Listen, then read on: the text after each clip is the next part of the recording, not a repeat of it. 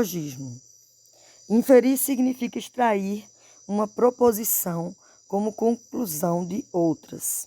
O silogismo é o argumento que, segundo Aristóteles, possui 3 características: o mediado, o dedutivo e o necessário. O silogismo é mediado, pois não é apreendido imediatamente da percepção, mas deve usar o raciocínio para compreender o real. É dedutivo, porque parte da verdade de premissas universais para se chegar a outras premissas. E é necessário, porque estabelece uma cadeia causal entre essas premissas. As premissas para formar o silogismo devem ser assim distribuídas. A primeira premissa, chamada de premissa maior, deve conter o termo maior e o termo médio.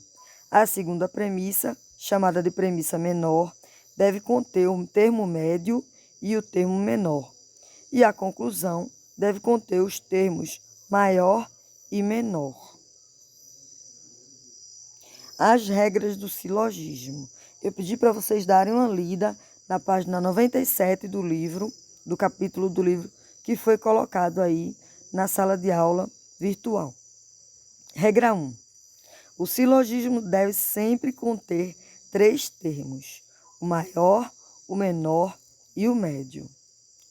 Segundo, o termo médio deve fazer parte das premissas e nunca da conclusão, e deve ser tomado ao menos uma vez em toda a sua extensão. 3. Nenhum termo pode ser extenso na conclusão do que mais extenso na conclusão do que nas premissas, porque assim concluir-se-á mais que o permitido. Ou seja, uma das premissas deverá ser sempre universal e necessária, positiva ou negativa. 4. A conclusão não pode conter o termo médio. Lembrando da regra 2. 5. De 2 premissas negativas, nada poderá ser concluído. O termo médio não terá ligado os extremos. 6. De 2 premissas afirmativas, a conclusão deve ser afirmativa, evidentemente. 7. De 2 proposições particulares, nada poderá ser concluído. Lembrando da regra 2. 8. A conclusão sempre acompanha a parte fraca, isto é, se houver uma premissa negativa, a conclusão será negativa. Se houver uma premissa particular, a conclusão será particular. Se houver ambas, a conclusão deverá ser negativa e particular. Dessa forma, pode-se configurar alguns modos de silogismo em Aristóteles. Por exemplo, todas as proposições são universais afirmativas. Todos os homens são mortais. Todos os brasileiros são homens. Logo, todos os brasileiros são mortais.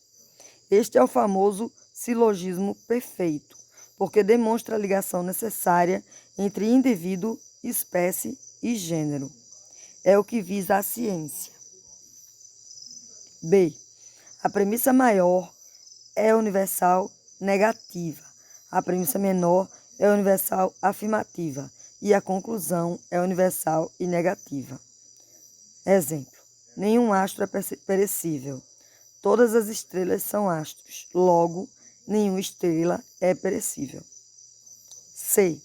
A premissa maior é universal afirmativa. A premissa menor é particular afirmativa e a conclusão é particular afirmativa. Exemplo: todos os homens são mortais. João é homem. Logo, João é mortal. D. A premissa maior é universal negativa. A menor é particular e afirmativa. E a conclusão é particular negativa. Exemplo: nenhum rei é amado. Henrique VII é rei. Logo, Henrique VII não é amado.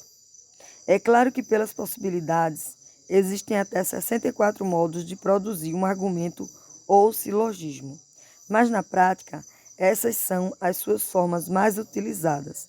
Lembrando que essas regras são utilizadas para fazer o famoso cálculo de predicados, naquilo que chamamos de lógica formal aristotélica.